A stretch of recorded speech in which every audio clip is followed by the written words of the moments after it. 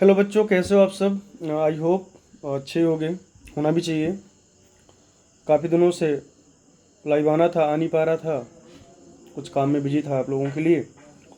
कल एक ट्राई करा कि लाइव आया जाए, नेटवर्क इशूज़ थे तो फिर लाइव नहीं आ पाया। तो फाइनली डिसाइड किया कि कुछ ऐसे रिकॉर्डेड वीडियो अपलोड कर देता हूँ। सबसे पहली चीज़ तो लॉकडाउन कब खुलेगा, कब नहीं खुलेगा। लॉकडाउन खुलेगा तो फिर उसके कितने दिनों के बाद एग्ज़ाम होगा या कुछ भी होगा, कब होगा, कैसे होगा। मुझे नहीं लगता कि हमें इन सब चीज़ों के बारे में सोचना चाहिए, क्योंकि जो चीज़ें हमारे हाथ में नहीं हैं, हम उन सब चीज़ों के बारे में सोचकर सिर्फ अपना टाइम वेस्ट कर रहे हैं, राइट। तो उस पर सोचने से अच्छा ये होगा कि हम ये सोचें कि इस बचे हुए टाइम में और कितने बार चीज़ों को रिवाइज कर लें, और कितने ज़्यादा न्यूमेरिकल फिजिक्स के लगा लें, और कितने ज़्यादा केमिस्ट्री में रिएक्शंस बैलेंस कर लें, कायरल कार्बन का नंबर खोज लें, या बायोलॉजी में जो कुछ भी आपको सिखाया गया है वो सारी चीज़ें बार बार रिवाइज कर लें। टेंशन तो होती है, मैं तो ये बिल्कुल नहीं कहूँगा कि टेंशन लेने की ज़रूरत नहीं है, टेंशन नहीं होनी चाहिए। देखो, थोड़ा सा बच्चों टेंशन तो होती है, आपको भी है, हमें भी है। हम मेरी हालत या हम सब की हालत तो उन किसानों के जैसी है कि जो बेचारे साल भर मेहनत करते हैं और कभी ओले पड़ जाते हैं, कभी फिर बारिश ही नहीं होती है, किसी भी वजह से उनकी पूरी फसल चौपट हो जाती है। तो अगर आप लोग हिम्मत हार गए तो हमारे साथ वैसा हो जाएगा, लेकिन आपको हिम्मत नहीं हारना। एग्ज़ाम टफ है, जो तुम्हें पहले दिन से पता है। एग्ज़ाम टफ है, कंपटीशन टफ है। कुछ एक बातें मैं आपको बताऊं कि जो मेरा गेस है वो ये है कि इस बार का पेपर रहेगा तो एनसीईआरटी से ही, लेकिन उसका जो लेवल होगा वो थोड़ा सा अच्छा होगा जो लास्ट ईयर नीट हुआ था उसके एग्ज़ाम से। Like last year question paper, most of the question, in fact all of the question, they again comes out from NCERT text book.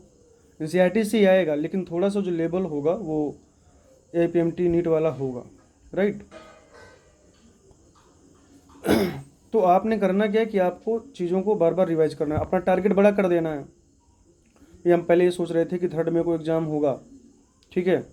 आप में से बहुत सारे बच्चों ने सोचा होगा कि मुझे 550 स्कोर करना है, मुझे 560 स्कोर करना है, या 580 स्कोर करना है, 590 स्कोर करना है, 600 करना है, 650 करना है, 700 करना है।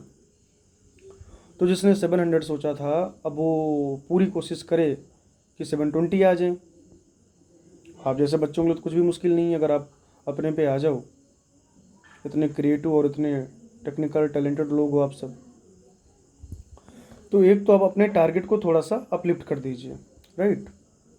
वो यहाँ पढ़ता है कि उसको यहाँ पे करता है, मतलब अगर पॉसिबिलिटी है, गुंजाइश है, तो on an average 5 to 10 questions as per your capabilities. और आपकी कैपेबिलिटीज़ के बारे में, आपकी कैपेसिटी के बारे में, आपकी एबिलिटी के बारे में आपसे बेहतर कोई नहीं जानता। तो अभी फ़िलहाल मिनिमम 5 to मैक्सिमम 10 क्वेश्चन आप खुद को अपलिफ्ट कर लीजिए। Might be possible cut off का भी थोड़ा सा, जैसे जो कुछ भी गेस था, जो कुछ भी प्रोडक्शंस थे, कट ऑफ हाई भी जा सकता है, लो भी जा सकता है। लो इसलिए जा सकता है क्योंकि पेपर का स्टैंडर्ड थोड़ा सा बढ़ेगा। हाई इसलिए जा सकता है क्योंकि बच्चे को टाइम ज़्यादा मिल गया खुद को प्रिपेयर करने के लिए। लेकिन जब आप पहले खुद को प्रिपेयर कर रहे थे तो आप थर्ड में के अकॉर्डिंग कर रहे थे। इस कोविड-19 कोरोना वायरस जो वैश्विक महामारी है, वर्ल्ड वाइड पूरा लोग परेशान हैं। India, USA, UK, Italy, Germany, Pakistan, तो सारे लोग परेशान हैं। परेशानियाँ होती हैं, चुनौतियाँ होती हैं, हमें क्या करना है? चुनौतियों का सामना करना है। हमेशा से क्लास में मैंने आपको एक चीज़ बताया कि आप सब बहुत शानदार हैं। You people are the best and best deserve best. कई बार बोला मैंने, फिर आपसे बोल रहा हूँ कि don't be part of problem, be a part of solution. And be the best version of you. अगर बायोलॉजी की बात करें, ऑलमोस्ट सबका रिवीजन कंप्लीट हो चुका होगा। उसके बाद मेरी मानो, मैं आज आपको 5 चैप्टर्स मतलब टोटल 10 यूनिट में से 5 यूनिट के नाम बता रहा हूँ। आप उनको फटाफट विद इन 100 आवर, 100 घंटे के अंदर एक रिवीजन आप मार लो। उनका काम करने का ही तरीका है दोस्त, क्योंकि आपका जो कॉम्पिटिटर होगा वो इंस्टाग्राम, फेसबुक, स्नैपचैट पे नहीं बिजी होगा, वो पढ़ रहा होगा, वो आपको और बेहतर तरीके से compete करने के लिए लगा होगा। कुल्हाड़ी होती है ना, चाकू होता है, तो उसको क्या करते हैं, उसकी शार्पनेस बढ़ाते हैं।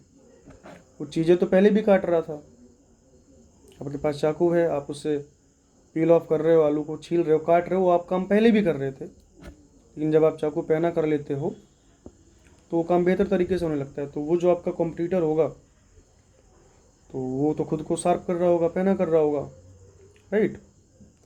तो बेहतर यही है कि हम खुद को भी उतना ही शार्प कर लें, इतना क्या मुश्किल है। तो विद इन 100 आवर्स, अभी इस वीडियो के अपलोड होने के 100 घंटे के अंदर, मैक्सिमम लिमिट 100 घंटे भैया, मिनिमम तो आप 24 आवर में ही कर लो। 5 यूनिट बता रहा हूँ टोटल 10 में से, वो आप कर लो। एक तो डाइवर्सिटी ऑफ लिविंग बर्ड, पहला यूनिट। अच्छा, सिलेबस जो होगा एनसीईआरटी के अकॉर्डिंग होगा, ठीक है। पहला यूनिट कंप्लीट कर लीजिए आप, द लिविंग वर्ल्ड। 4 चैप्टर हैं इंक्लूडिंग एनिमल किंगडम। अच्छा वेटेज है। बायोलॉजिकल क्लासिफिकेशन एनसीईआरटी को बिल्कुल बहुत अच्छे से पढ़ लीजिए। 2 से 3 सवाल बायोलॉजिकल क्लासिफिकेशन के इस बार आएंगे, टू द पॉइंट एनसीईआरटी से होते हैं, टेंशन वाली कोई बात है नहीं। इसके अलावा फिर cell the unit of life, उसमें 3 चैप्टर हैं। पहला चैप्टर हो जाएगा cell the unit of life, दूसरा हो जाएगा बायोमोलिक्यूल, और तीसरा हो जाएगा cell cycle and cell division. 7 से लेकर 10 सवाल तक इस पूरी यूनिट से पूछे जाते हैं। इस बार भी जो मेरा गेस है, अगर हम डीएनए रेप्लिकेशन को हटा दें, बाकी का जो डीएनए हम लोग पढ़ते हैं, मतलब वॉटसन क्रिक के मॉडल तक, अगर ये सारी चीज़ें इंक्लूड कर लें, एंजाइम्स को इंक्लूड कर लें, तो 11 से 12 सवाल तक इस यूनिट से पूछे जा सकते हैं। 7 सवाल सेल वाले चैप्टर से, 4 सवाल बायोमोलिक्यूल से, और 1 से 2 सवाल, कुल मिलाकर 11 से 12 सवाल इस बार पूछे जा सकते हैं। और very obvious plant physiology, 5 chapter हैं। आप सोच के देखो, अगर हर चैप्टर से 1 सवाल भी आया तो पूरी यूनिट से 5 सवाल होते हैं, राइट। तो 11th की 3 यूनिट मैंने आपको बता दिए कौन कौन से। ये विद इन 100 आवर करने, ठीक है। ऐसा नहीं कि जो नहीं बता रहा हूँ आप उसको छोड़ दो। तो पहला तो क्या हो जाएगा, डाइवर्सिटी, दूसरा सेल, और तीसरा प्लांट फिजियो। तो ये 3 यूनिट कर लो। इसके अलावा sexual reproduction in flowering plant, जो लाइफ हिस्ट्री ऑफ एंजियोस्पर्म है एनसीईआरटी के अकॉर्डिंग, जो दूसरा चैप्टर है 12th में, वो आप कर लो। और माइक्रोब्स और स्ट्रेटजी, इसको कर लो आप अभी, ये 100 घंटे के अंदर कर लो। उसके बाद फिर केमिस्ट्री पे लग जाना। 3-4 दिन बाद फिर एक वीडियो डालता हूँ, फिर आगे काम बताता हूँ। ये आपको मेरे कहने पे करना है। बाकी जो आप एज सच कर रहे थे, एज यूजुअल जो आप कर रहे थे, आपका अपना एक शेड्यूल होगा कि मुझे फिजिक्स करना है, केमिस्ट्री करना है, जो भी करना है वो आपको करना ही है। ये आपको कहीं और से टाइम निकालना है। मैंने टाइम निकालने का तरीका आपको कई बार बताया हुआ है, तो कहीं और से टाइम निकाल के विद इन 100 आवर्स ये आपको रिवाइज करना है। तो जो भी आप टेस्ट दे रहे होंगे उसमें भी आपका इम्प्रूवमेंट होएगा। ऑलमोस्ट हर जगह पर अब जो यूनिट वाइज टेस्ट हैं वो कंप्लीट हो चुके हैं, राइट। अब कहीं पर यूनिट वाइज टेस्ट देने को बचा होगा नहीं। अगर आप कहीं पर भी इनरोल्ड हैं टेस्ट सीरीज में या कुछ भी है, फुल सिलेबस करना है अपने को, तो आप लगातार पढ़ें, और जो भी टेस्ट में आपसे गलतियां होती हैं आप उनको इम्प्रूव करें। भले ही आप अपनी कोचिंग में जैसे टेस्ट शेड्यूल है मेरे पास LT का। इसके अलावा अगर आप कहीं का भी टेस्ट देते हैं, ठीक है, आप एक काम ये करें कि जब जैसे 100 एक तो टास्क मैंने आपको पहले ही दे दिया है कि 100 घंटे के अंदर आपको ये चैप्टर आपको रिवाइज करने हैं, टाइम निकाल के। बाकी जो आप करे तो आपको करना ही है आपने, ठीक है। तो एक तो आपको काम ये करना है कि आप एक test paper within time limit घर पर भी करें, ठीक है। जैसे आपका यूनिट वाइज बहुत सारा टेस्ट हो चुका है, आप चीज़ें रिवाइज कर चुके हैं, 100 घंटे का टास्क मैंने आपको दे दिया है। इसके अलावा आप घर पे एक पेपर करें, शेड्यूल बना लीजिए। मैक्सिमम जगहों पर पेपर शाम को 2 से 5 हो रहा है, आप सुबह जल्दी जगिए, 2 से 5 आपका कोचिंग का टेस्ट होगा, तो आप सुबह 7 से 10 या 8 से 11 में एक पेपर दे लीजिए।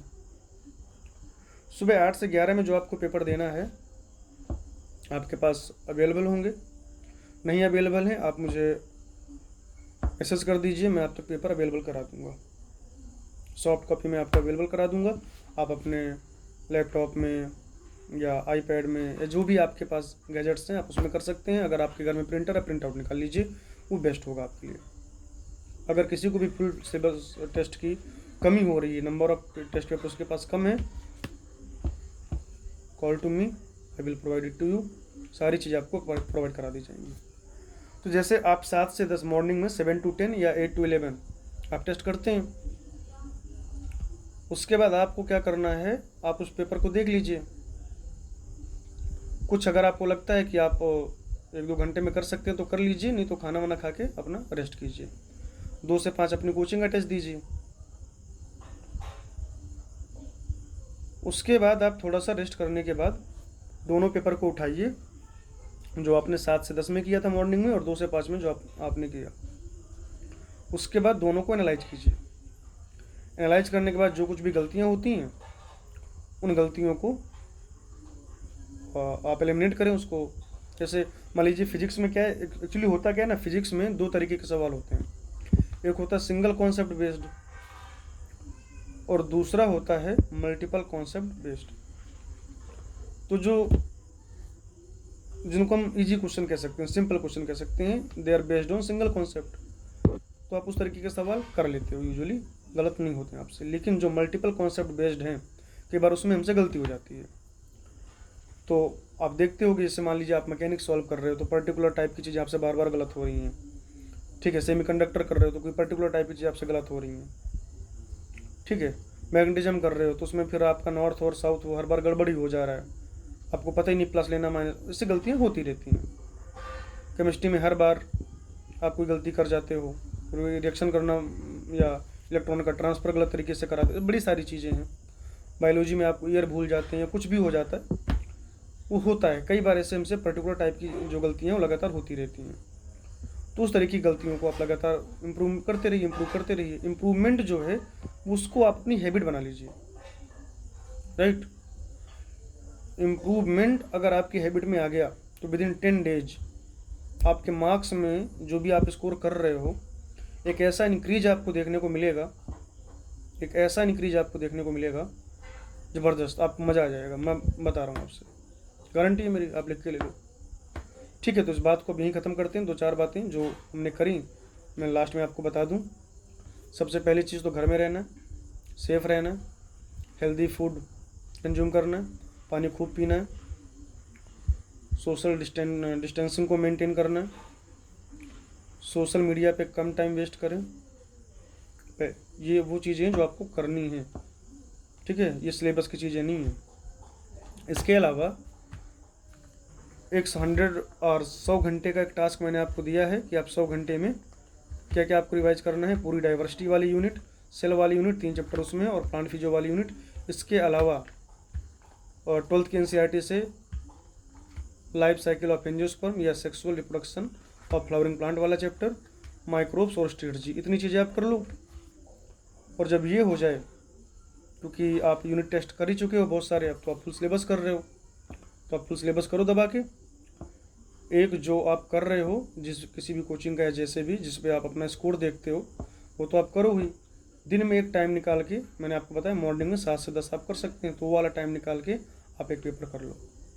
बचे हुए टाइम में पेपर की गलतियाँ देखो, जो गलतियाँ आपसे लगातार होती हैं आप उसको आप इम्प्रूव करो, और खुश रहो, कॉन्फिडेंट रहो, जो होगा अच्छा होगा। फालतू की चीज़ों में टाइम वेस्ट करने की कोई ज़रूरत नहीं है। और अगर कोई प्रॉब्लम होती है आप डायरेक्टली मैसेज कर सकते हैं, मैं 24/7 अवेलेबल हूँ। एज सुन एज पॉसिबल मुझे आपका मैसेज मिलता है, उसका जो भी सोल्यूशन होगा आप तक पहुँच जाएगा। ठीक है, और मैं बहुत जल्दी दूसरा लाइव रिकॉर्डेड वीडियो आपके लिए डालूंगा, उसमें अगला काम होगा आपके लिए। ठीक है, तो ये काम कर लीजिए जल्दी से, और सब अच्छा होगा, हम सब सेलेक्ट होंगे। और विक्ट्री सेलिब्रेशन में जब हमारे ललित ट्यूटोरियल्स का विक्ट्री सेलिब्रेशन होगा तो उसमें बढ़िया डांस करेंगे, कोई टेंशन वाली बात नहीं है। ठीक है, thank you, all the best, good luck.